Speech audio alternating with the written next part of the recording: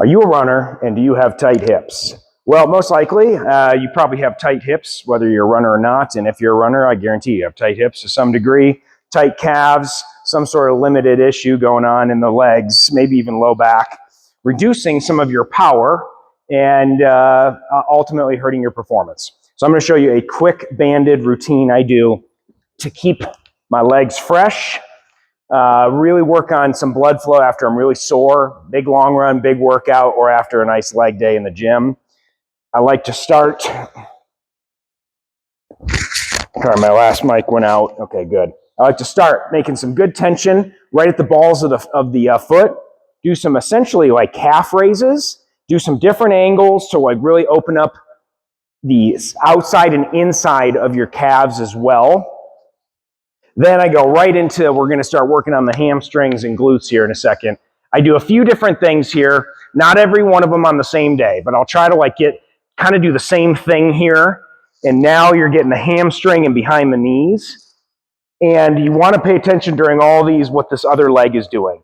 If your leg is turning out, do your best to get the toes up. It's not always going to work though, especially if you're really tight in the groin, your hip flexors are too tight, that kind of thing. But what I'll do is then do a combination of like a release, lift, pull, over and over. And then I like to do some like this to really dig in and kind of, this is a good warm up, honestly, too. Like if you're really tight going into a run, this kind of stuff can open up a lot of tight areas and get some blood flow rocking and rolling. Then I'll take the leg out to across the body. Sometimes I'll look over to kind of get the spine a little bit more wrung out. I'll do the same thing, not every rep, but I'll kind of press through, get some blood flow on the IT band. It's wonderful. Then I take my arm overhead. You don't have to do it this way. And I take this leg out to the side. If you're really tight in the hip flexors, sorry if this gives you a mic crackling sound, but if you're really tight in the hip flexor, you'll notice it in the opposite leg. But I like to do a similar thing, press through the leg like you're doing calf raises almost.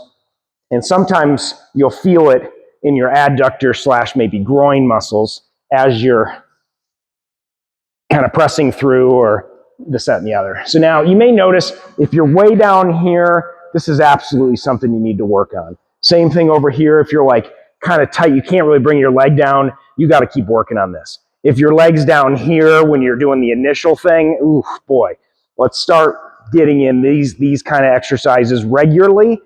Try to even just get with the strength of your leg, see how much you can lift up and then kind of push into the band, give a nice little reciprocal inhibition, if you will. Oh yeah, right there. And so obviously I'm not that tight because you saw me doing this and at basically 90 degrees. But I have a lot of runners that are here, and we need to get that work done. So do both legs. Because my explanation, it probably took 3.5 minutes. You can do this in a couple minutes. Open things up, use it as a warm-up, use it as a cool-down, use it as something just to stretch while you're watching TV. And I promise you, the more often you do this, not only the easier it gets, the better your running gets, and you will be flying in no time. Thanks for watching, and subscribe to get more videos in the future. Boom City.